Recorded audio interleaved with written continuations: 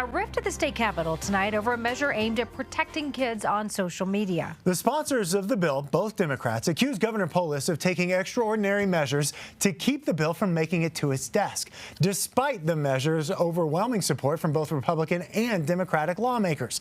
Your political reporter, Sean Boyd, is here with the inside story. So, Sean, what is going on? Well, that depends on who you ask. The bill's sponsors say the governor worked behind the scenes and went to great lengths to make sure this bill died, enlisting the help of some powerful lobbyists who the sponsors say made threats of political retaliation if they didn't drop the measure.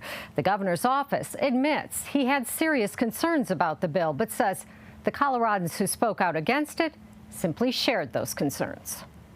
My son died in 2020 from fentanyl poisoning. Chelsea Congdon's son Miles was a sophomore at CU Boulder when he hurt his shoulder, bought what he thought was a painkiller on Snapchat, and died.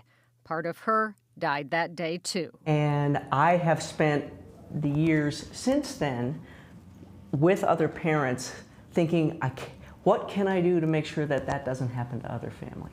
Because that's all I've got left to do. Which is why she testified in support of a bill that would require social media companies verify a user's age, cooperate with law enforcement, and give parents more control over what their kids see online.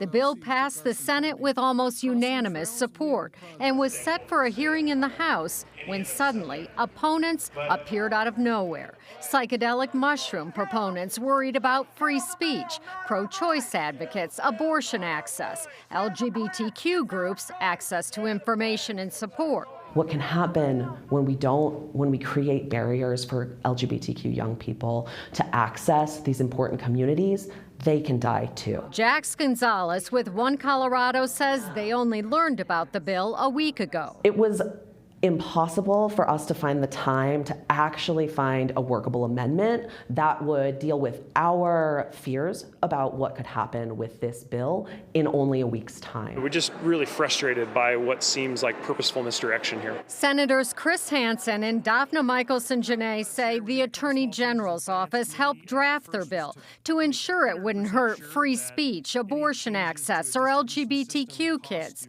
They met with opponents and offered amendment after amendment. We're not getting, real feedback. We're not getting actual negotiation. It's just, no, please kill this bill. It was then they realized something else or someone else was involved. It's very clear that the governor is working hard to defeat the bill.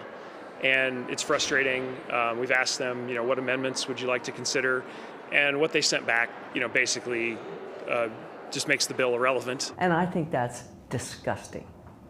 I think it's reprehensible that that's the kind of leadership he's bringing to this issue. I can't help but feel that he's turned his back on Colorado's families and importantly on Colorado's kids. And he's protecting social media companies. A spokesperson for the governor released a statement saying it's illegal to sell fentanyl over the internet, and the governor supports tougher criminal penalties on fentanyl dealers, whether they sell the poison on the internet or on street corners. The governor's serious concerns about the impact of this bill on freedom, innovation, privacy, and Coloradans' constitutional rights are shared by many Coloradans who have had their voices heard. The sponsors did end up killing their own bill. Jax Gonzalez with One Colorado looks forward to working with them during the summer to come up with a bill that works for everyone, but says this is not that bill. And Gonzalez insists that neither the governor nor anyone in his office approached One Colorado and asked them to weigh in on this bill either way. All right, Sean, thank you.